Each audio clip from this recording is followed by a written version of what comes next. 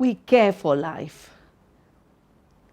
We are passionate about life because we want to live. We want to live in health and well-being, and we want all species and all human beings to thrive. Care is vital to life. It's vital to taking care of that little seed from the day it is harvested from a healthy plant to when it is saved and conserved with care, not with toxic chemicals, to when it is sown with care in living soil, not with coatings of pesticides, not with Bt toxins and herbicide-tolerant genes in it. Because we want to give our best care to living seed, so we have diversity, so we have nourishment, so we have nutrition, so we have resilience to climate change.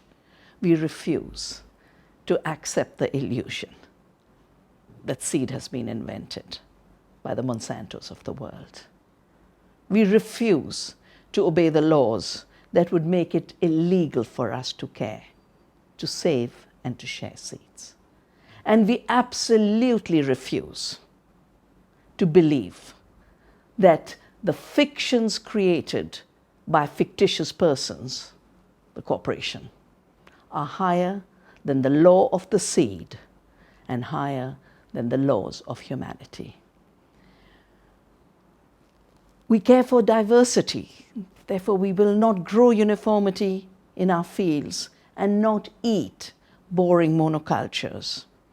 We will not practice the carelessness of a toxic agriculture based on chemical fertilizers, pesticides, either sprayed from the outside or put into the plant through genetic engineering. We care for our living soil. It's the place where we can say thank you to Mother Earth by giving back what she has given us, her organic matter, the amazing miracle of photosynthesis, the amazing miracle of the interaction between human beings who care and plants which have intelligence. That is today the big debate. What intelligence? Whose intelligence? The intelligence of life or the criminal intellect acting to kill everything that's alive? We care for the soil.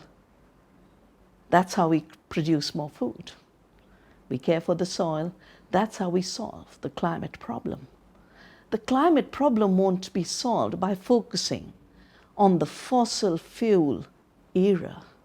It'll be solved by addressing the life in the soil. In the life in the soil is the answer to climate change. With just 2 tons more of organic matter given back with gratitude to the earth, we can reach that 2-degree target, pulling out 10 gigatons of carbon dioxide equivalent from the air. The governments might fail in Paris. We, the people, cannot fail the earth, each other, and the future. If each of us takes a pledge to protect the living seed and protect the living soil, to grow our food as close to home as we can, in our balconies, on our terraces, with our farmers closest to us, we can solve the climate problem without waiting for governments to come to an agreement and without allowing the corporations who created the problem by giving us 40 to 50% of the greenhouse gases through an industrialized, globalized agriculture model, now coming with false recipes like climate-smart agriculture. The solutions are in our hands, in our loving hands and our intelligent minds. And we will not walk away from Paris with a failure to the earth, failure to ourselves. We're not going to wait. Let the governments fail. We will not. That's why I'm starting in India a smart city movement based on smartness of the food we eat, because living food is the solution to hunger and poverty. It's the solution to disease and illness. Most diseases today come from bad food. And industrial agriculture can only bring us bad food. whether it is the epidemic of diabetes or the epidemic of cancer, whether it is the explosion of autism and Alzheimer's, or hypertension and heart problems, all of them have their roots in the food we eat and the way we live. We can change that tomorrow. Live better, reduce the risks of diseases. But it isn't just this slow death through disease that is threatening humanity. Look at what has been done to Greece by big banks.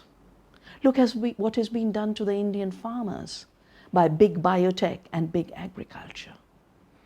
The greed economy has become an ecocidal and genocidal economy. And if we allow it to carry on, that 1% that is now accumulating 99% of the planet's wealth will exterminate the last being, the last species, the last child.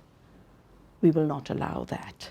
We will build living economies with our love for the biodiversity, our love for the soil, our love for the earth, our love for fellow human beings. Join us in an amazing uprising of love and care, where we act as one heart, as one mind and one consciousness, to say no to this ecocide and this genocide. That is no more about a theory. It is happening all around us in every society, to every generation, and to every species. Join us in this revolution of love and the revolution of caring for life. And draw inspiration, hope, and strength from the fact that the will to live is stronger than the will to kill. The power to love is stronger than the power to destroy.